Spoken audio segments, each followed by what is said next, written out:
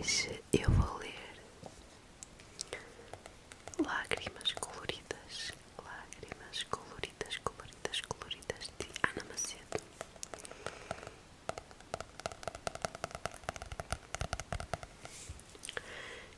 Provavelmente vocês não conhecem este livro porque eu acho que não é muito conhecido. Anyways, nunca tinha ouvido falar nele, mas como ele estava cá em casa,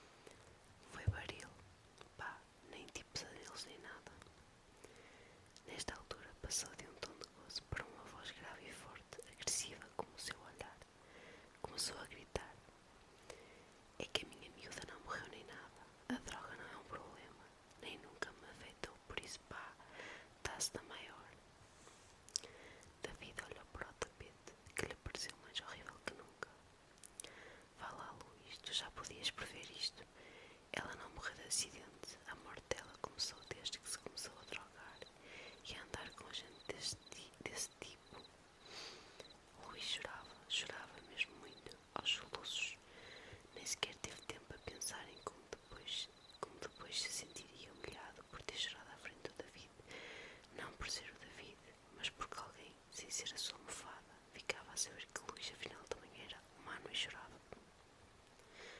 Malditos sejam todos, maldito sejas tu. Tu tinhas prometido olhar por ela, tinhas prometido.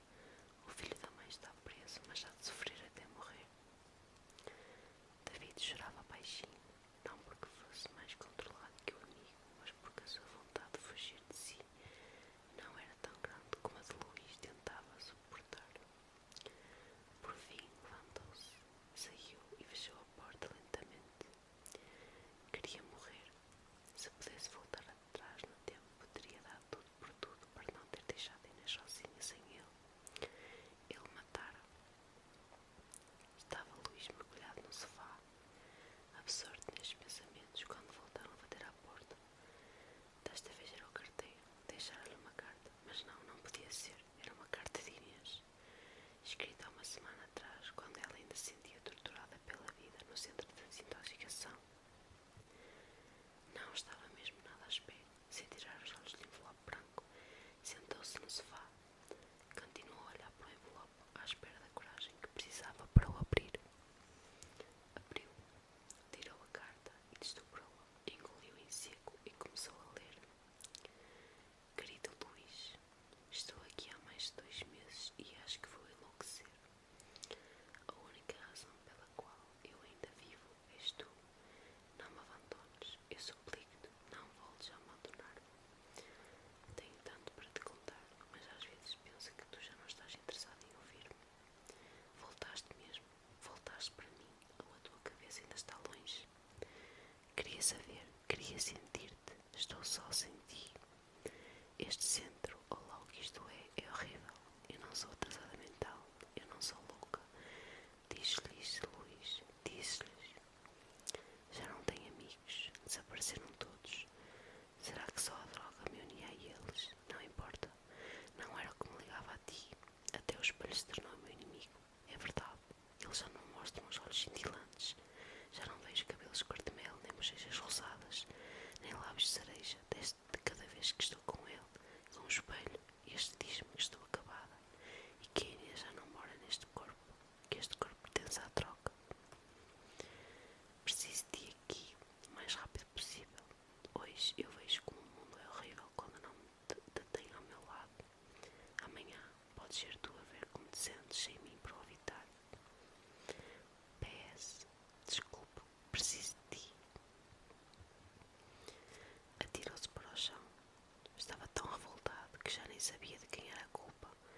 Dos correios que demoraram a entregar a carta, do centro de desintoxicação que o aconselhou a afastar-se dela por uns tempos, dos seus pais que o fizeram ir ao Brasil. Terá sido só do assassino ou dele próprio? Foi ele quem seguiu os conselhos do instituto, foi ele quem fez a vontade aos pais ao ir visitá-los, mas ele não pode fazer nada quanto à demora dos correios, nem quanto ao filho da mãe do assassino. Seria dos correios a culpa.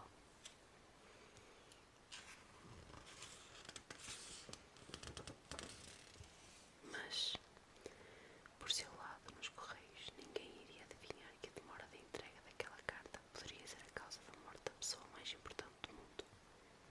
E, além disso, nunca uma carta demoraria uma semana a chegar ao seu destino. Inês só deve ter colocado no correio dias depois de ter escrito. Seria apenas do assassino a culpa, mas se Inês não se tivesse metido nesses meios de tráfico de droga, nenhum mísero traficante a teria morto.